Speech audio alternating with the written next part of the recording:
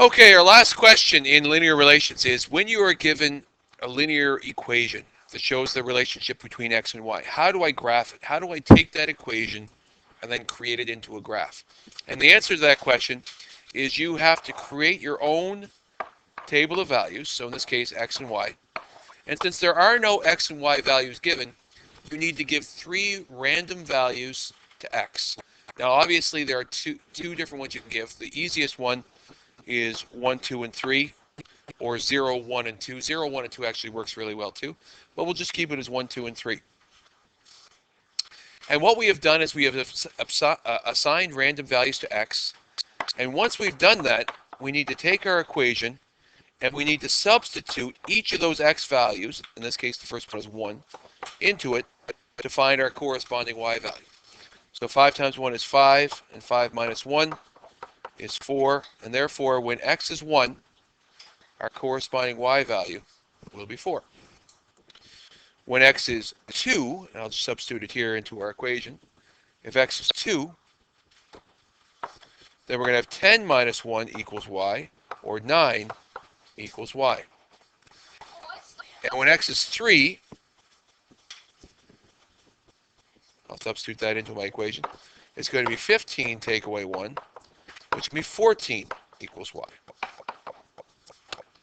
So now what we've done is we've created an equation with 1, 4, 2, 9, and 3, 14 as being our points. So now what we need to do is decide what am I going to use on my table of values, or my graph, to make the table of values fit. So here, on my x-axis, I'm going to use 1, 2, 3, and 4. And on my y-axis here, I have a range between 4 and 14 that I have to graph. Now, can I get 14 lines in there easily? Probably. It's not going to be too hard. But what I'm going to do instead is I'm going to do 2. So I'm going to do 2, 4, 6, 8, 10, 12, 14. So 2, 4, 6, 8, 10, 12, and 14. And I'm going to graph using those numbers there. So my first ordered pair is 1 and 4. I'll use my pink marker here. So 1 and 4 is right there. 1 and 4. My second number is 2 and 9. And since right here we have a 10 and an 8, I know that on the y, 9 is going to be in between there. So I'm going to go 2 and 9. And I'm going to place it right there, which would be 2 and 9, roughly. Okay? And then my last one is 3 and 14, which will be right there, 3, 14. And when we connect the dots, we see that we create a line.